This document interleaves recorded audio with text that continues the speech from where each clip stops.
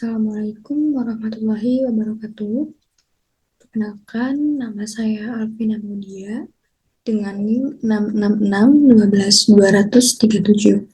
Di video ini saya akan mempresentasikan hasil analisis visi, misi, tujuan, sasaran, EVAS, matriks SWOT, dan evaluasi balance scorecard pada PT Bank BNI.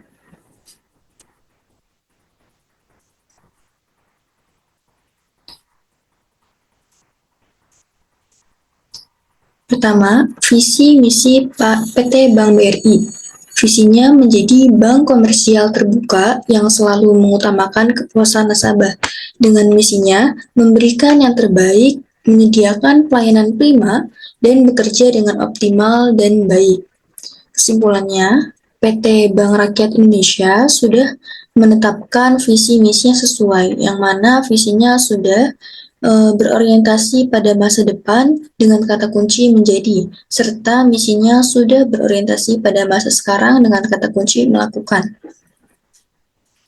Kemudian tujuan dari PT Bank BRI sendiri yang pertama yaitu tujuan didirikan PT Bank BRI adalah sebagai upaya untuk mencapai hasil yang optimal, bermanfaat serta terpercaya sebagai rekan kerja yang bertanggung jawab, saling menguntungkan dengan selalu berpegang teguh pada visi dan misi Bank BRI.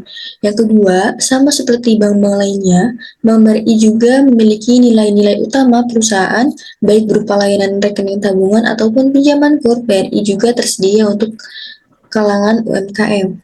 Kemudian sasaran dari PT Bank BRI sendiri yang pertama itu sudah spesifik, yang kedua itu dapat diukur, dapat dicapai, masuk akal dan ada batasan waktunya. Kemudian analisis SWOT EVAS, faktor strategis internal atau EVAS. Dimulai dari kekuatannya. Yang pertama, komitmen untuk memberikan pelayanan maksimal kepada nasabah dengan bobot 0,14, ratingnya 3, skornya 0,42 dan keterangannya kuat.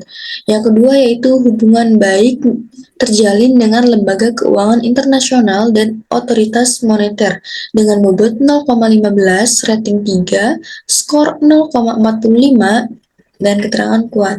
Dan yang ketiga yaitu dukungan sistem informasi yang mumpuni dan kredibel dengan bobot 0,15, rating 4, dan skor 0,57. Dan yang kelima yaitu aplikasi layanan 24 jam yang mudah digunakan dengan bobot 0,14, rating 4, dan skor 0,57. Kemudian kelemahan atau weakness-nya yang pertama yaitu koordinasi kurang berjalan dengan baik antara kantor pusat hingga unit terkecil dengan bobot 0,05 dan rating 2 serta skor 0,11. Yang kedua yaitu alur birokrasi pelayanan yang masih panjang dengan bobot 0,06 dan rating 1 serta skor 0,06.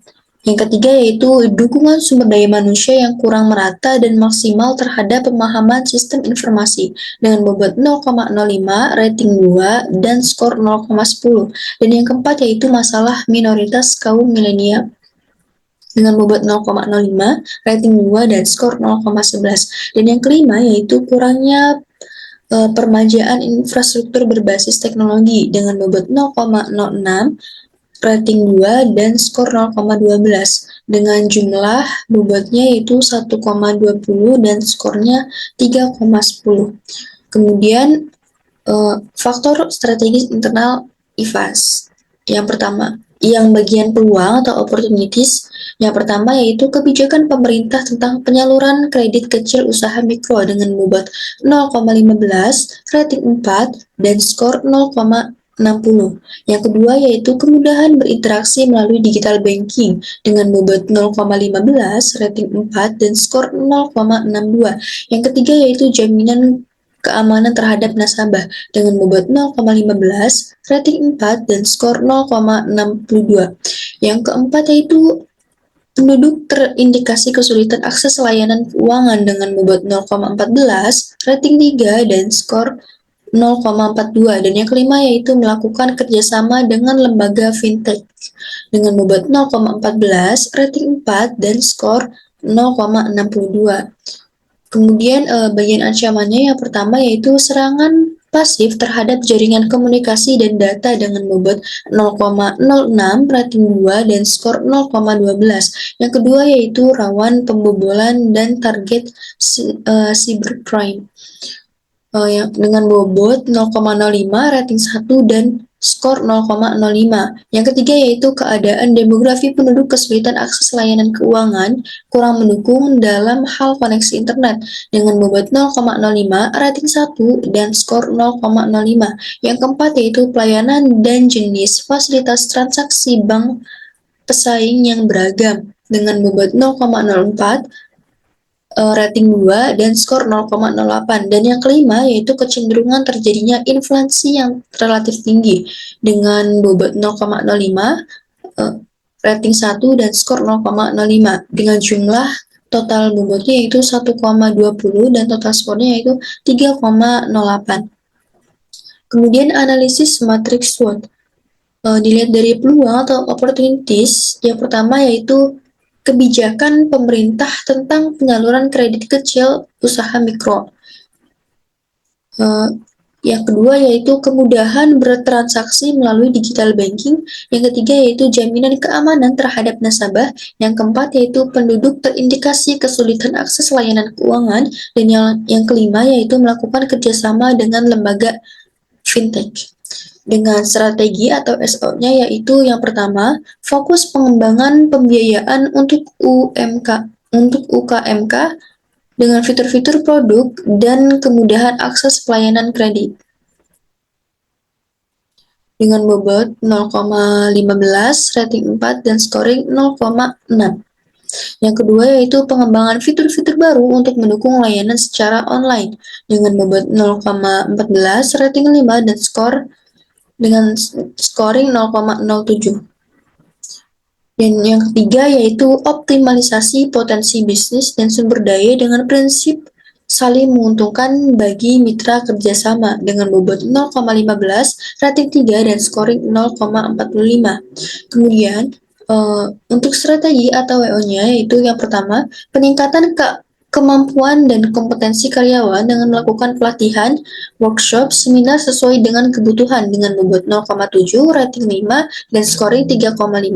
Kemudian yang kedua yaitu melakukan pemetaan penduduk untuk dijadikan sasaran calon nasabah baru dengan bobot 0,5, rating 5, dan scoring 2,5. Dan yang ketiga yaitu melakukan pembenahan dan perbaikan produk dan pelayanan sesuai kebutuhan konsumen dan cepat dengan bobot 0,13, rating 5, dan scoring 0,65. Dengan jumlah strategi SO-nya yaitu 1,75 dan strategi WO-nya 6,65.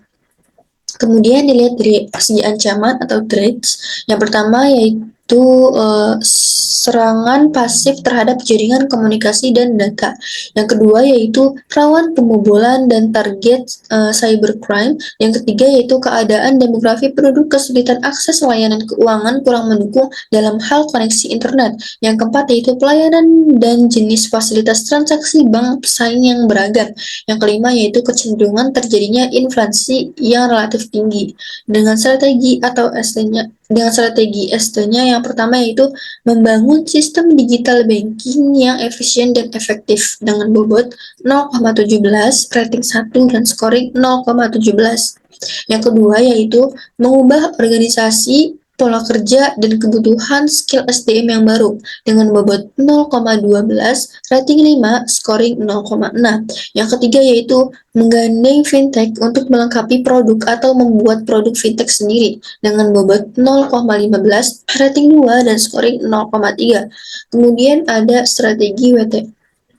Yang pertama yaitu memaksimalkan kualitas produk sehingga mampu menembus pasar dengan bobot 0,05, ratingnya 5, dan skornya 0,25. Yang kedua yaitu menyediakan produk-produk baru yang dekat dengan generasi milenial dengan bobot 0,06, rating 5, dan scoring 0,3.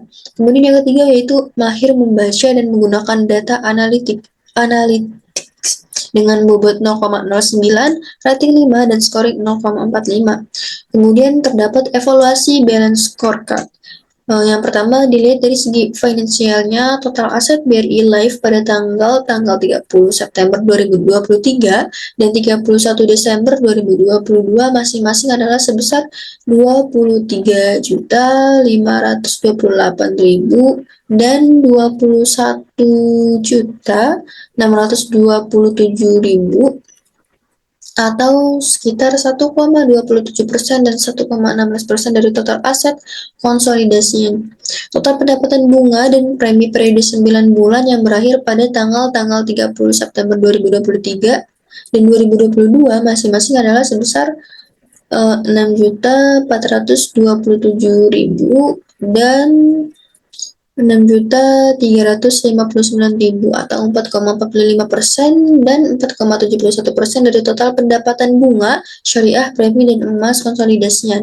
Kemudian dilihat dari segi internal, PT Bank BRI sudah memenuhi fasilitas kebutuhan nasabah seperti ATM, pelebaran kantor cabang, update secara berkala dokumen pendukung operasional kerja seperti form data nasabah, waktu atau lama proses pelayanan terhadap nasabah memuaskan, ketepatan dalam penyelesaian keluhan nasabah yang memuaskan, keberadaan hadiah atau undian kepada nasabah yang menabung, dan pemberian informasi tentang produk baru dengan target 100% dan tercapai 80%. Kemudian dilihat dari segi customer BRI,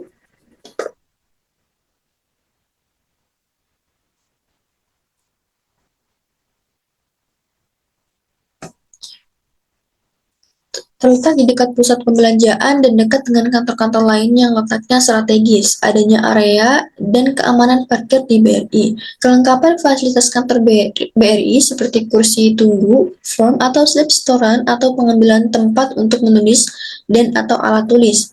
Kemudian kebersihan dan kerapihan kantor BRI, keragaman produk dan pelayanan yang ditawarkan, jaringan ATM BRI bekerja sama dengan jaringan ATM bank lain yang dapat memberikan kemudahan, sikap petugas BRI sopan dan ramah dalam melayani, penampilan petugas BRI rapi dan menarik, kemudian ketelitian dan keakuratan petugas BRI dalam melayani, penampilan petugas BRI rapi dan menarik.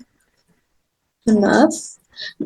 Kemudian pelaksanaan sistem dan prosedur antrian di BRI dengan target 100% dan tercapai 75%.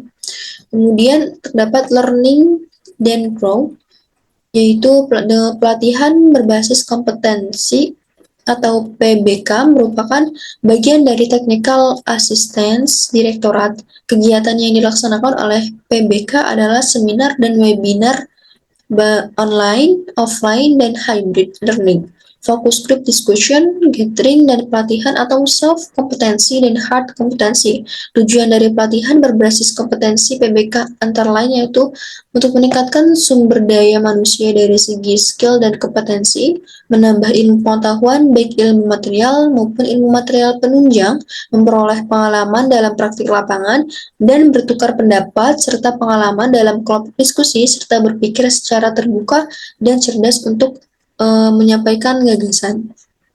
Sekian presentasi dari saya, kurang lebihnya mohon maaf. Wassalamualaikum warahmatullahi wabarakatuh.